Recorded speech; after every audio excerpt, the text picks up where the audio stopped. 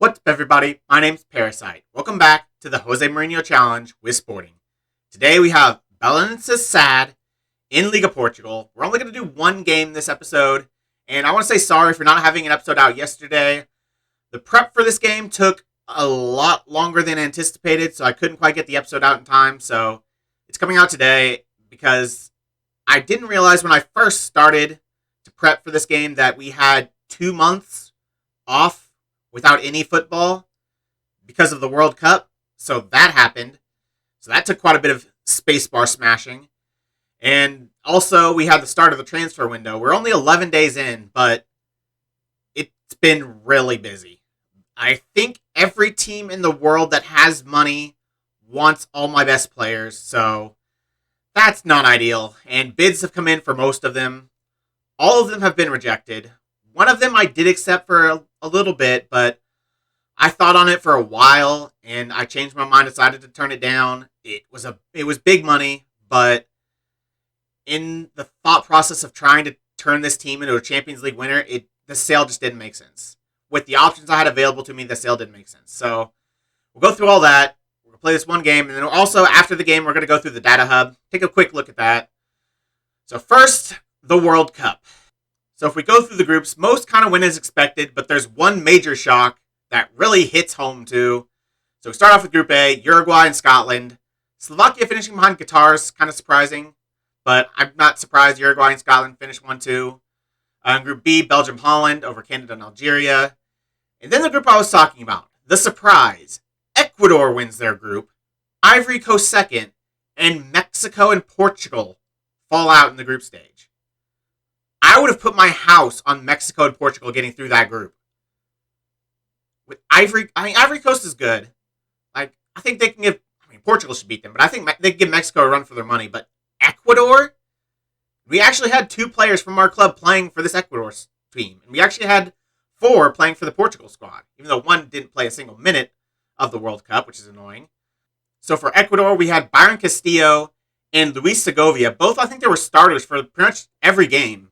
And they finished top. So that's pretty impressive for players that are like 3rd, 4th choice for our team at their positions to be starters in a World Cup group stage and get through top of the group against Mexico and Portugal. That's pretty good. For Portugal, we had our 2 starters were Inacio and Nuno Mendes. They started almost every match. And then our 2 other players were João Palhinha, who played like 20 minutes total in one game. I think the last game of the group stage, he played 20 minutes, and that was it. And then Pedro Gonzalez is the 4th player that I don't think he played a single second. I don't think he saw the pitch at all. That's kind of disappointing. And maybe if he saw the pitch, they would have done better. So, I don't know. Go to Group D, Argentina, Germany, no surprise. Bosnia and Herzegovina and Japan. Group E, France and Colombia over Greece and South Korea. Again, not a surprise. Maybe South Korea should probably finish above Greece. Like, they've got a decent national team. To get 0 points is pretty disappointing, but a little surprise here. Senegal, obviously Spain winning the group should happen. Senegal over Russia. That's kind of surprising. These African teams are pretty good. Like, Senegal has some really good players, but Russia's been pretty successful at recent World Cups. Italy and England in a group together, and they both go through. Congo and Iran, stood no chance. And then another shock that kind of hits close to home. Brazil and Nigeria getting through their group. USA finishing bottom. Below Australia, below Nigeria. That should not happen. The USA squad is very good. They're not Brazil good. They shouldn't beat Brazil to the top spot, but they should get through this group. But one of the main reasons they aren't is every save I do, the USA will only play one formation. And it's the dumbest decision the coach could ever make. Because our best player, I think we can all agree, is Christian Pulisic. So, obviously, if you want to maximize his talents in the World Cup, you want to play him as a wingback. The 2 biggest holes in the USA squad is striker and center back. So they play 2 strikers and 3 center backs. They play their best player at wingback. It's like they're trying to lose. That is just that's inexcusable to play this formation with the USA. It doesn't make any sense. So that is why they did so poorly. Obviously, I would not do that. I don't think anyone in their right mind would do that with the USA. I just think it doesn't make any sense. Aronson, who's not a central midfielder, he's an attacking midfielder. Playing him at center mid next to Bradley. Just a left back kind of does make sense, but not to get Pulisic in at right wing back. Terrible lineup, terrible decisions. So they finished bottom. Then if we go to the second round, Holland beats Uruguay on penalties. Belgium beats Scotland. Germany destroys Ecuador. Poor Ecuador. But Ivory Coast beats Argentina. There's a shock. Ivory Coast beating Argentina. Argentina's, underperforming at a World Cup is not too surprising, but still to lose to Ivory Coast. France beats Senegal. Colombia beats Spain. A little bit of an upset there. Italy just kind of destroys Nigeria. And England destroys Brazil. England fans would love that. They beat Brazil 3-0 in the World Cup second round. They would go crazy. Unfortunately, it didn't end the best for them. I think they lost in this round. They lost to France in extra time, 2-1. So they do get knocked out in the quarterfinal. Germany beats Belgium. Holland destroys Ivory Coast. And Italy beats Colombia. No shocks there at all. And then if we go to the semifinal, Italy beats Holland. Germany beats France. That would have been a huge game. Germany-France. Italy's up there too, but they're definitely two of the best teams in the world. So them meeting in the semifinal will be a really good matchup. So the final is Italy-Germany. The third place playoff is Holland-France. Holland beats France in the third place playoff, which is kind of surprising as well. And then in the final, Germany wins the World Cup. 2-0 over Italy. It is the legit German squad. I do have the fix for the German national team, so it's the actual German squad playing in the World Cup. I think Holland also has that kind of glitch or not a glitch, but that kind of thing with their national team where they can't play their actual players, but they also have their actual national team. So everything's, up to snuff there, and Germany wins the World Cup. So that's enough for that. Next, I want to talk through, we had our youth intake preview, and it's a good one. 5 stars, excellent intake, golden generation. 4 positions with an A rating. Goalkeeper, which is pretty big, because we could definitely use a superstar young goalkeeper. Fullbacks, especially at right back. I think we're good at left back with Nuno Mendes, but we definitely could use a high potential player at right back. We do have Gonzalo Estevez, who does have a lot of potential, but another fullback wouldn't go amiss. Wingers, definitely useful as well. Our winger depth is a little bit poor, so that'd be nice to have. Strikers, I think it's pretty good too, because Tomas is a good player, but I'm not sold on him having superstar potential. So maybe getting in another striker will be good. We got a striker in the last youth intake that's really good too, so maybe that's not the position anymore. I'd probably rather have central midfielders as an A and strikers as B, but B for central midfielders, not bad. Really no good center backs or wide midfielders. I would really like a good center back as well, so that's kind of disappointing. We didn't get any good center backs. Wide midfielders, the wingers can play there, so that's not a big of a deal. No defensive midfielders, but central midfielders, they can play defensive midfield or attacking midfield, which we also don't have, and no wingbacks doesn't mean anything, so we don't use wingbacks. So pretty good youth intake preview. It's going to come through in March, so I'm excited about that. After the youth intake we had last year, where we got 2 5-star players, 3 even. Bruno Thiago, 5-star. Claudio Freixo, 4.5-star. And Pedro Franco, 4.5-star. So after that, to also get a golden generation the next year, that could be big for this club. So that happened, and then we had the transfer window. If we just look at the wanted for players in the first, it's almost every single player, but Aguilar, Caceres, and Bale. Everyone else is wanted. Even Adon. I've had offers for Adon. Around $2 million, which I don't think is worth it. He's having a very good season. Obviously, he's leaving at the end of this season, but I don't think getting $2 million is going to be a game changer. I think I'd rather have him available and try to see if we can win the Europa Conference League and the Cup. We can't get a better player in this window, I don't think, so he's definitely going to stay. Gonzalo Inacio, I don't think he's had any bids yet, but he is wanted by Dortmund. Nuno Mendes also hasn't had any bids, but he's wanted by 3 big clubs, Inter, Atletico, and Real Madrid. I'll skip Mateus Nunes for now. He's the special case. João Palhinha has also had offers. I believe Bayern Munich are the ones that came in for him. They're currently not interested, but a lot of very big teams are. And I did turn down a $40-some million offer, I believe. I probably could have gotten more, but I think he's really good. I think we could win a Champions League with João Palhinha as our defensive midfielder. So I don't want to lose him. And the fact he's Portuguese, and the fact he's been at the club for a few years, almost his entire career, except for some loan outs. I want to keep him here. So I've turned down those bids. Nuno Santos hasn't had a bid yet, but he's wanted by Tottenham. Tabata has had bids by not the biggest teams, but Everton, Dortmund, Juventus, a couple of big teams in there wanting him.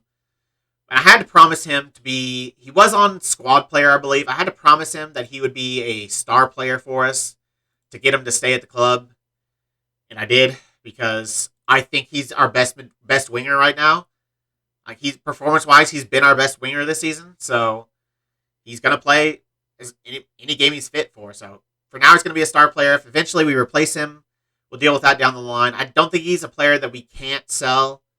So, not too worried about him. Pedro Gonzalez, another one that has gotten a little upset because we turned down some bids for him. He's wanted by Chelsea, Newcastle, and Bayern.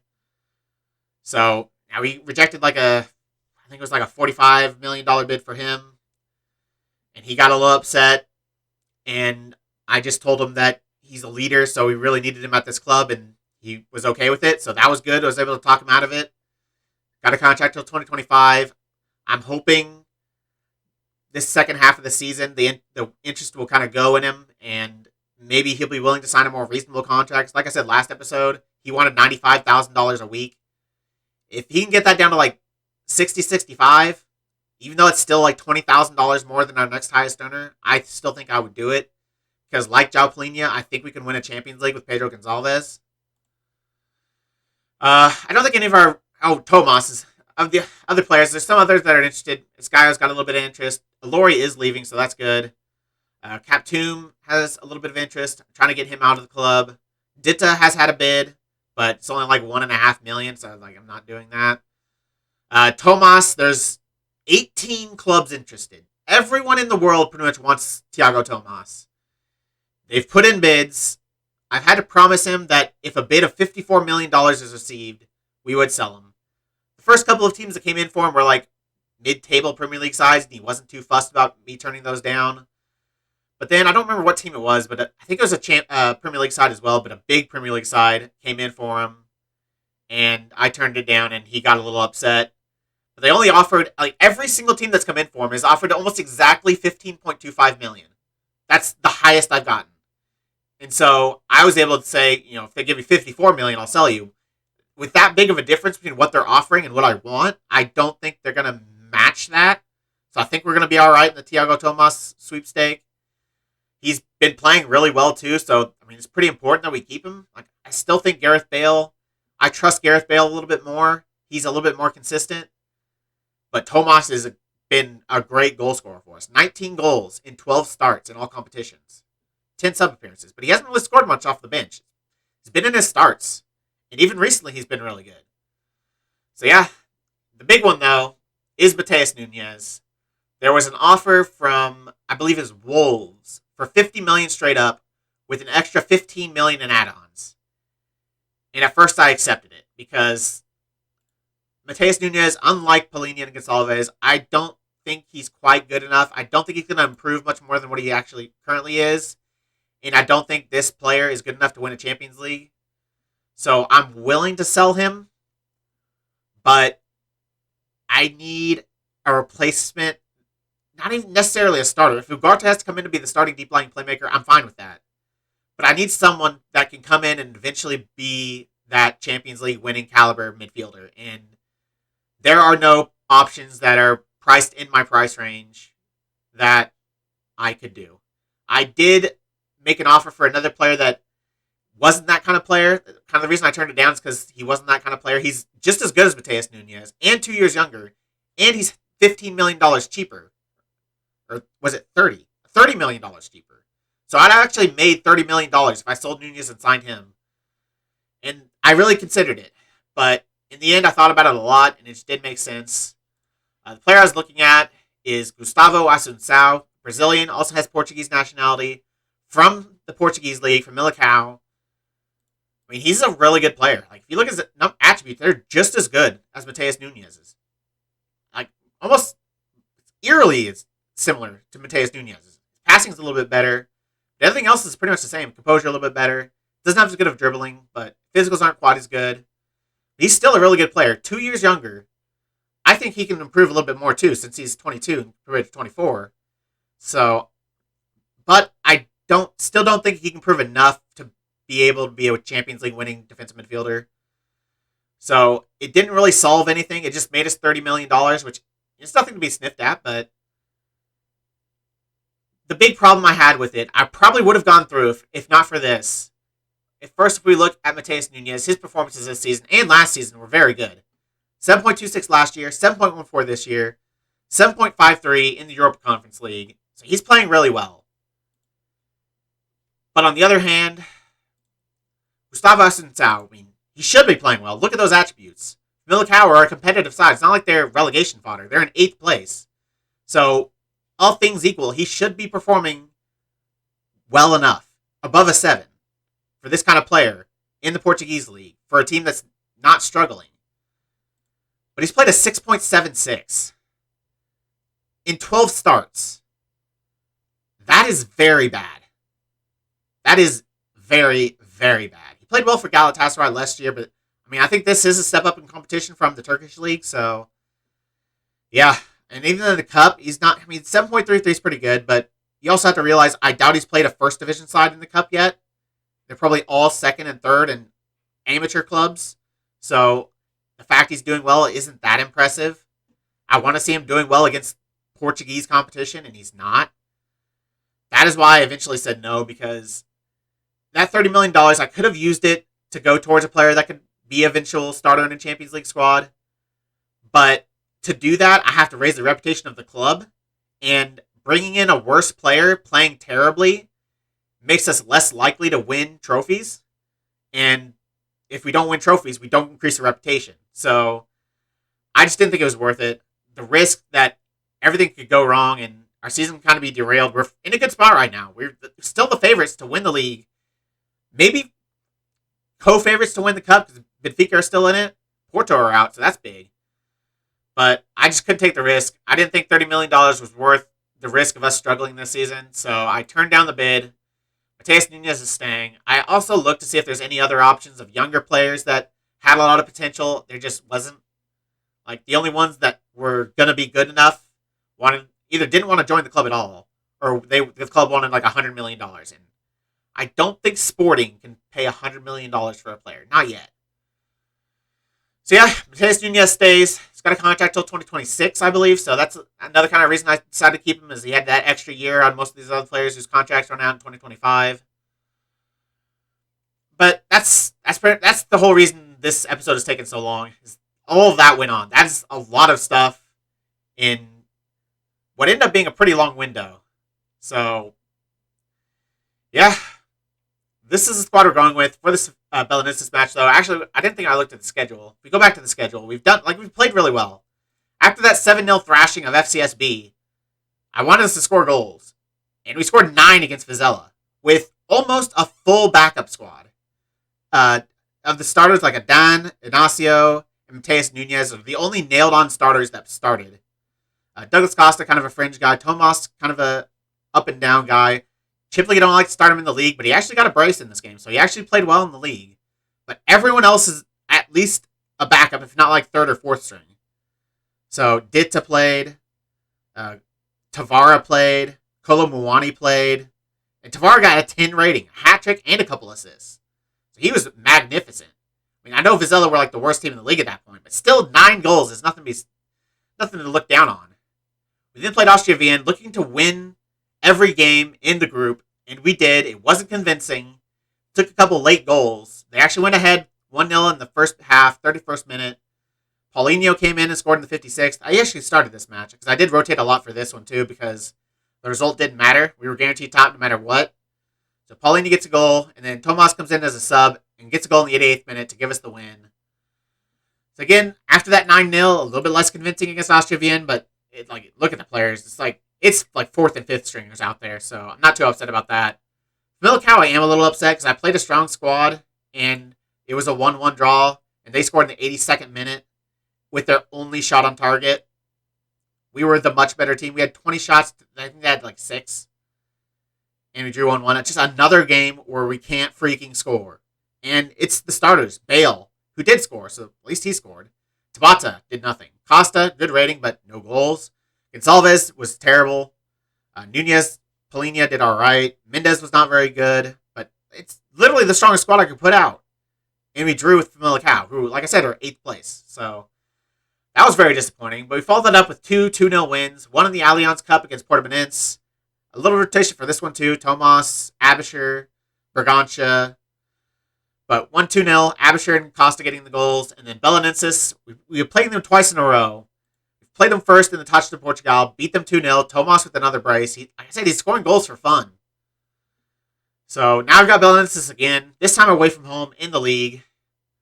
They're currently top of the league still, so this is a big match, but we still control our own destiny.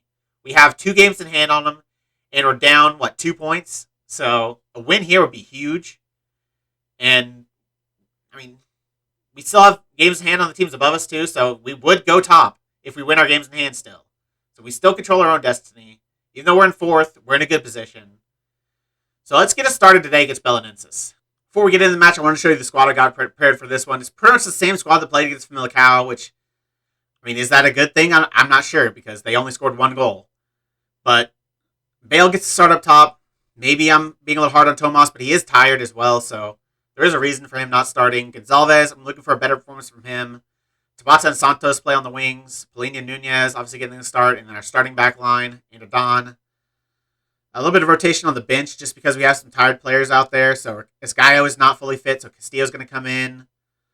Tavares going to come in because if I can find him, I think he's actually injured. Yeah, Abisher is injured, so Tavares comes in to take his spot. Tomas on the bench is tired, but if we need a goal, he's our goal threat right now. 8.5 in his last 5 games. Bale only 6.88, so I don't know.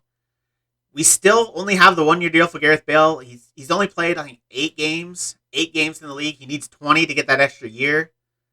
I'm still not sure. I'm going to decide towards the end of the year. When we get closer to that 20-game number, I'll decide whether or not he's going to stay here for another year. Tomas might have proven to me that he should be the starter. So, I don't know. We've got a lot of games left still for him to prove it. We're starting with Gareth Bale today. I'm hoping for a win. We showed we could beat Belenenses last time out. So I want more of the same today.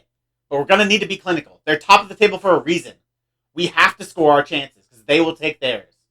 First highlight comes in the 3rd minute. It's from a Belenenses goal kick. I'd like to intercept the ball, especially from a center back if I could get that. We'd be straight through on goal. I think they're probably good enough on the ball. If they're top of the league, they're probably good enough on the ball to not make mistakes like that. But even if we can win it in the midfield, going a little bit of a counterattack here, it is our style of play. Hit them quick, hit them fast. Oh, they do give it away, but Bale hits the crossbar. I thought they'd be too good to make mistakes like that, but they made the mistake. But we have to make them pay. They're not going to make a lot of them. So when they make them, we have to make them pay, and we didn't today. Bale missed his chance. It wasn't easy. Kind of far out, tough angle, but still probably should have done a little bit better. Should have got that on target at least. A little unlucky, but he still should have got that on target. Pedro Gonzalez, we need a good game from him. Basically, if he doesn't play well, we struggle as a team. So, Polina, I don't understand how he's such a good goal scorer. Not even just aerially. Actually from outside the box. He doesn't have good finishing. His long shots are average. But he just seems to always pop up with a really good goal. Polina, one touch, puts it in the far corner. Low, not super hard, but low and in the corner. Good placement on it. We take the lead 8 minutes in.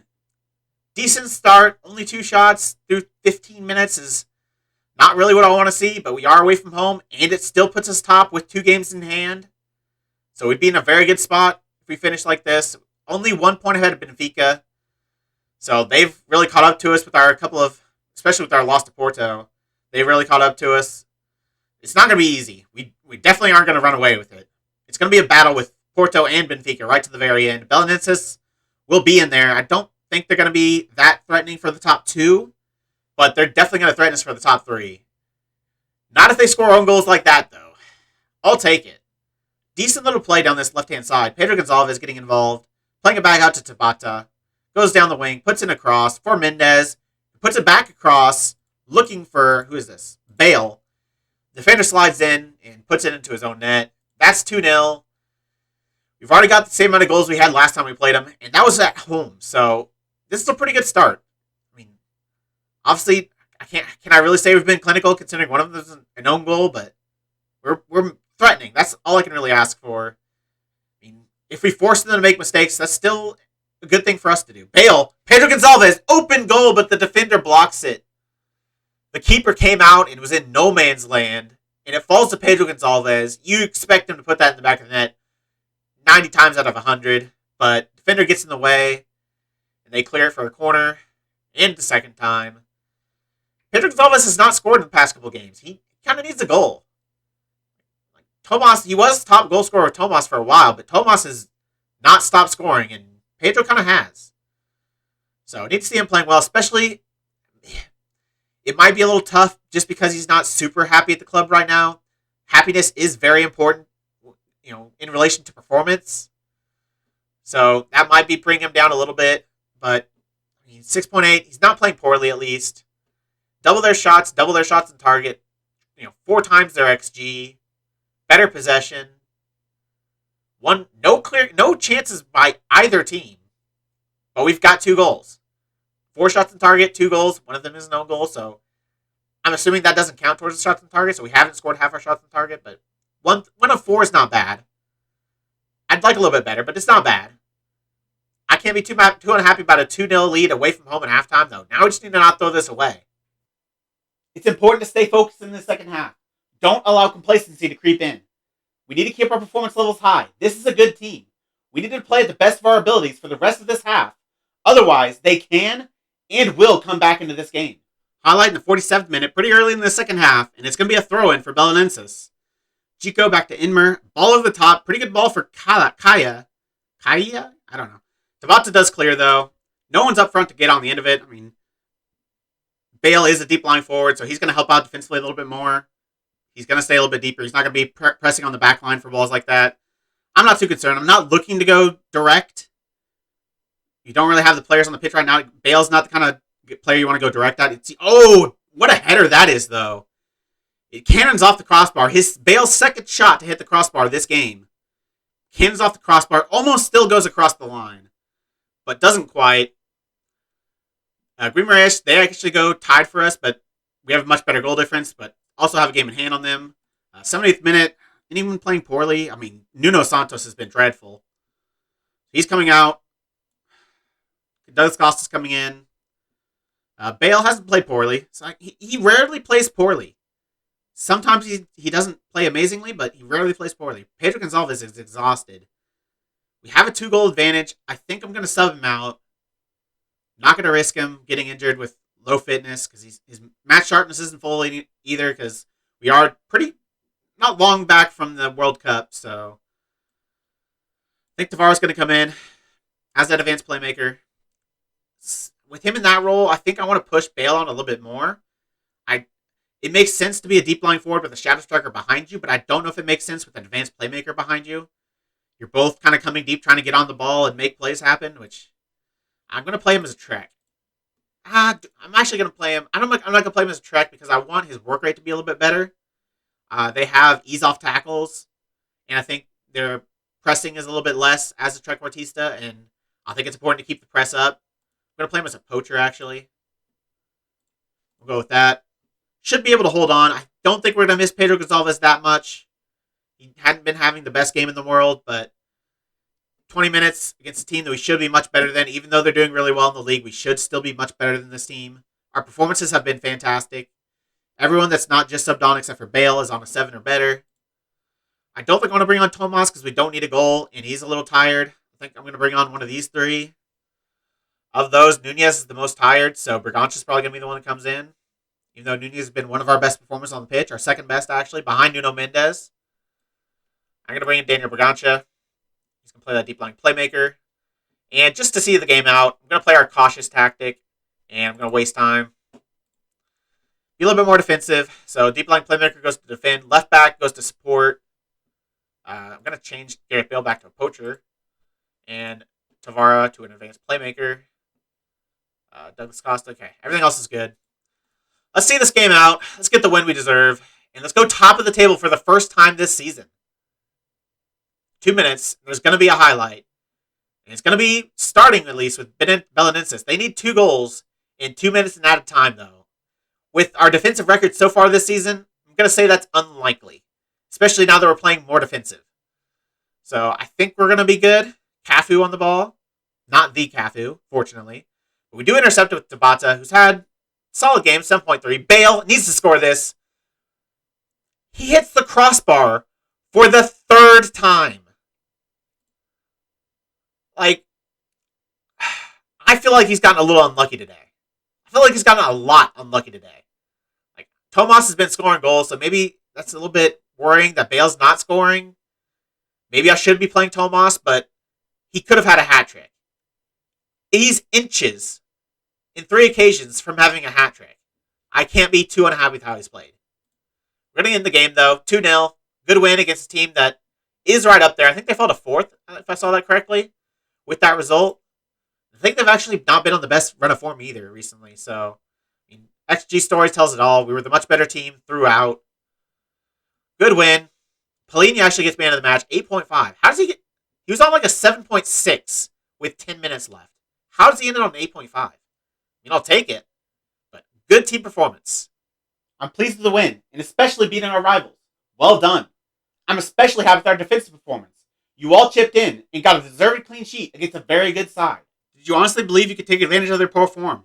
We'll back ourselves against anyone. And if opposition are struggling, we have to go after the win with everything we've got. Wow. I didn't realize it's been as bad as it was. I don't think those are all league matches. We know this one isn't a league match. But no wins in their last 5. 4 losses. I mean, Porto, kind of understandable, and us. Millicao, though, they should be beating them. Rio Ave, they should definitely be beating them. That's going to be disappointing for a Belenenses fan, but we did what we needed to do. Did you honestly believe you... Oh, I already said that. Morale seems really high right now. How far can it take you? If we can build on these good times, we'll be very happy. Good morale is so important. Good win. 2-0. Top of the table. They fall to 4th with everyone around them with a game in hand. They actually same points as Maritimo. Porto, same points with the game in hand. Benfica ahead with 2 games in hand. We have 2 games in hand. Victoria, a point ahead with a game in hand. Maybe Guimarães is actually going to be the team we're fighting for that 3rd position, not Belenenses. I mean, seeing that previous form, things might go wrong for them. Guimarães doing well, though, to still be in 2nd. I mean, we only have 1 game on them, and we're on the same points. So, at best, we can be 3 points ahead. Benfica, though, also doing well. They're going to be a threat. Porto, kind of surprising, but look how close it is. Every team in the top 6 is separated by 1 point. I mean, there's a pretty big drop-off after that, 31 to 23. But this is a very competitive top 6. A good win. And I'm actually not going to do the Data Hub this episode. The intro took quite a while, longer than I anticipated, so I feel like the video would run a little bit long. There's some opportunities in the future to show that, so I will be doing it soon, so expect that to come. If we look at our schedule and where we're going to come back next, I mean, this Benfica match, it is in the Allianz Cup. I might not come back for that one. I mean, there's actually not a lot. I mean, the Allianz Cup is not a cup I need to win. It's the main cup, the Taça de Portugal. That's the main one I'm worried about. So we actually are in for a pretty good run coming forward. Like, Guimarães, a good team, 2nd place. Other than that, Maritimo doing all right at 5th. Aruca are terrible. They're bottom right now. A Taça de Portugal match in which there's a lot of 2nd and 3rd divisions. Well, mostly 2nd, but 1 3rd division side still in there. Which is the Orange Dragon, 2 3rd division sides. They actually beat Nacional. Guimarães get through and Benfica got through, so there's our biggest competition. But Caldas, who are a 3rd division side, beat Portimonense on penalties. The Joas beat Rio Ave. And then both Ference and Ference. I don't know. They're in the same division. They're both in the 2nd division. Ference beat Vizela, who are a top division club, even though they're awful. And Ference beat, I think they're probably 2nd or 3rd division side. So, I mean, there's 2 top division sides left in the competition, and 1, 2, 3, 4, 5 lower league clubs. We have a decent chance of getting one of those clubs. I mean, I feel very hard done by if we get Benfica. But we have a very good chance of getting one of those clubs and getting pretty far into this competition. So that's coming up. If we do get like Benfica, I'll come back for that. But the odds aren't high. I might, yeah, if we do get like Benfica or Guimarães, I might come back for both that and the Guimarães match. Because after that, Boa Vista 12th, Nacional 16th, Gil Vicente 14th, Praia 15th, Rio Ave 10th, Morinth 7th, but we saw they're pretty far behind the top 6. Santa Clara 11th. Like, we get a pretty good run in February. Then we get the Europa Conference League second knockout round. So if I'm not coming back for this Untitled Portugal match, we might be playing a while, and I might be coming back for the second knockout round of the Europa Conference League. I'm looking forward to that. Then we have Portimonense twice. In the league, like that's kind of weird scheduling. We have them twice in the league, back to back. We've also got Benfica and Porto coming up towards the end of the season, and then we end on 2 top 6 clubs, Belenenses and Maritimo. So if we're going to win this league, we're going to earn it. And, I mean, if some other teams slip up, we should be getting wins in all these games. I'd be very disappointed if we didn't win every single one of these games. Maybe a draw with Morinth wouldn't be the worst result, but all the other ones we should win, including this Boa Vista match. So hopefully some other clubs drop points, Benfica, Porto, Guimarães, and we could go comfortably clear at the top, but I don't really expect that to happen. So I'll see you next time for We'll See. That's going to be the end of this episode. If you made it this far, why don't you like the video, subscribe, and click the bell. The links to all my socials and my Twitch are in the description. I really appreciate all your support. Thank you all for joining me, and I'll see you next time.